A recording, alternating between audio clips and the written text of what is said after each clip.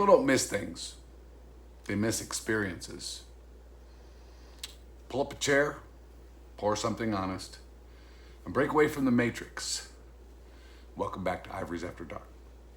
I'm your host, Jack Rivers, and depending on Facebook messages or emails or texts, I'm either a dying breed, a relic, the last piano player left wandering the wilderness. But tonight, I want to talk about Pizza Hut. Stay with me. You see, last week, over the last month, I've been seeing these articles and different things about, some Pizza Hut owner is bringing back the old school restaurants, the buffet, the salad bar, the red cups, the arcade games, the whole shebang. It's coming back. I honestly could not help but sit there and smile when I read that. Now, let me tell you something. I don't think Pizza Hut has the best pizza. I never did. But when I read that article, I wasn't thinking about pizza. I was thinking about being a kid. I was thinking about Friday night. I was thinking about sitting in a booth with family, finishing the meal, running over, playing the arcade game. Super Mario Brothers, right? Stained glass lamps hanging all over the tables, pinball machines, arcade games.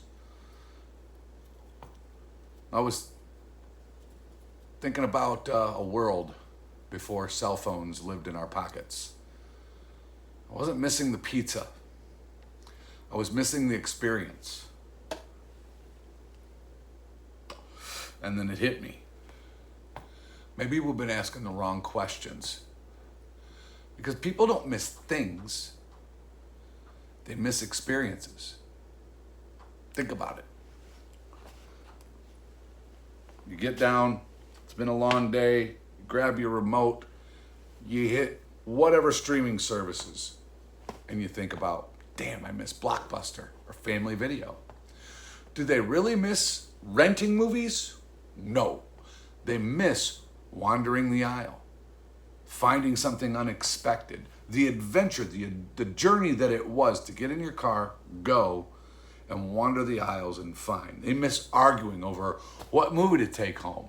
One for you, one for me, and one for the kids. People say they miss old shopping malls. I do. I think they should turn them into Gen X retirement centers.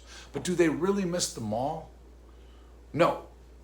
They miss being 16. They miss seeing their friends, the excitement of going somewhere, the experience. Yeah. The experience is what stays with us. And then, of course, I started thinking about music, because eventually every road in my brain leads back to the music. I was thinking about cover bands and tribute bands and original bands. Now, before anybody gets upset, this is not a shot at tribute bands, I swear. Some of them are fantastic. I've seen them with my own eyes. Some of them work incredibly hard. Some of them are selling out rooms all over America. Good for them. That's awesome. Any tribute band people watching, congratulations, you have my support. But have you ever wondered why tribute bands do so well? People say, I want to hear some Journey, or I want to hear some Van Halen, or I want to hear whatever, fill in the blank. People say they want to hear their Fleetwood Mac, their Bon Jovi. Maybe part of that's true. But I don't think that that's really what they're buying. They're buying a feeling. They are buying a ticket price to go experience a memory again. They're buying the summer they fell in love. They're buying the song that played during their first kiss. Was leaving a secondhand store today, and I was telling a friend, they don't think about that tie. Somebody got rid of it because it was an estate sale or whatever. That tie wore on the first date, and that 8-track tape represented the soundtrack to that evening, that journey, that experience. And when I started thinking about that, something happened tonight. My son called me. And he says, Dad, I need you to come in on a clutch. Whatever that means. I think it means I need your help. Now, anytime your kid starts a conversation that way, you know something's going to happen, right? I said, what's up? He said he was cooking steaks for his girlfriend and her friend and wanted advice. So I walked him through it over the phone, steaks, potatoes, asparagus. Mind you, I'm on the phone, FaceTiming, the timing of it, the temperature of it, and all that stuff. And I get done telling him this, and he goes, man, that's great. Can you text me this information? Like, man, dad mode activated. But after I sent the cooking instruction, I sent something else. I said, don't spend the entire meal standing over the stove. Cook the food. Sit down. Put on some Sinatra, Harry Connick Jr. Look the girls in the eyes. Tell a story. The steak is just the opening act.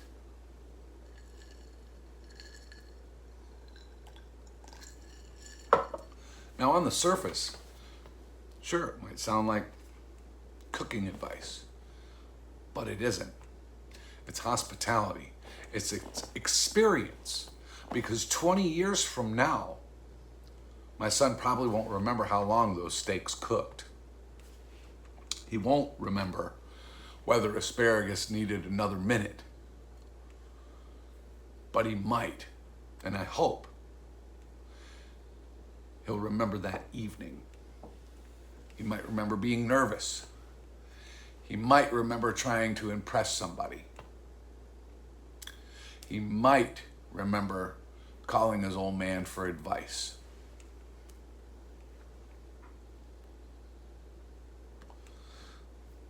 The experience.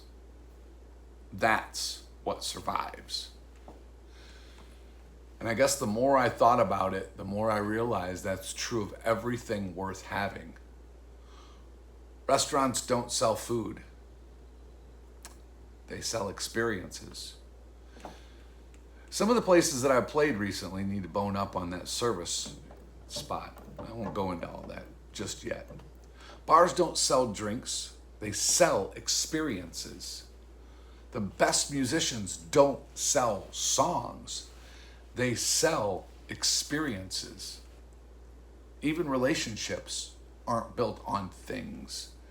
They are built on shared experiences, moments. You want somebody there that experienced your journey with you and you with them. Stories, conversations. But somewhere along the way, we've gotten a little confused. We started focusing on products instead of experiences. Metrics instead of moments. Numbers instead of memories.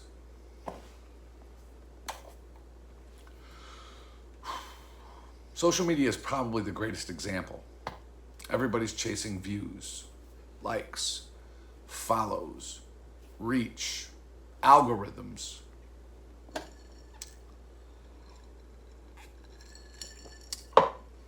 I understand it. Trust me, I do. I post videos too.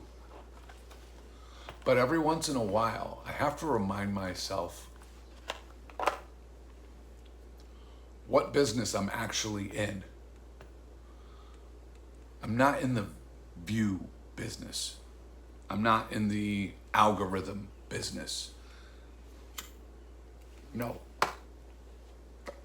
Because that would just suck. I'm in the connection business.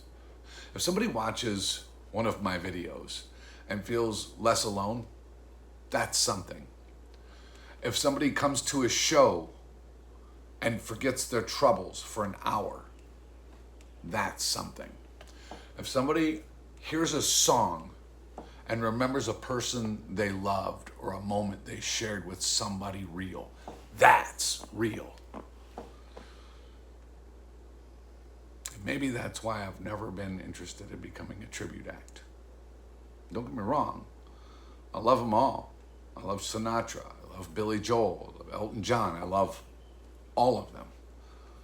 And I play a lot of their songs. But I do not want to spend my life pretending to be someone else. No. Because the goal isn't to recreate somebody else's experience. The goal is to create one of our own.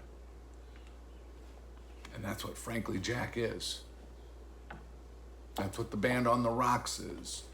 Fool's Fate, Stealing Copper, Echo Vibe, Bad Mojo, Mojo and the Outlaws. So many different artists. It's not perfection, not nostalgia, not imitation. Connection, an experience, a room, a conversation, a memory.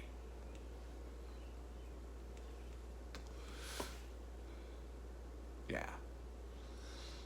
And maybe that's why old Pizza Hut makes people smile. Maybe that's why a tribute band fills the rooms. Maybe that's why a young man cooking steaks for his girlfriend matters. None of those things are really about Pizza Hut or Blockbuster Video, although I wish there were one. They're not really about music. They're not really about the food. It's about creating moments people carry with them long after the evening or event is over. And maybe that's the challenge, not just for musicians, for all of us. Stop asking, what can I sell, right?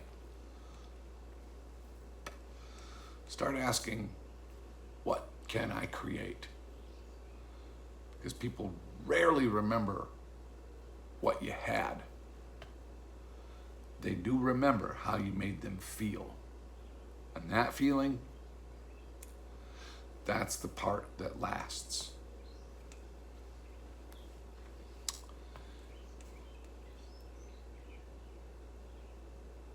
So, thanks for pulling up a chair. I'm Jack Rivers, and this has been Ivories After Dark. I'll see you next time. Same room, same piano, different conversation.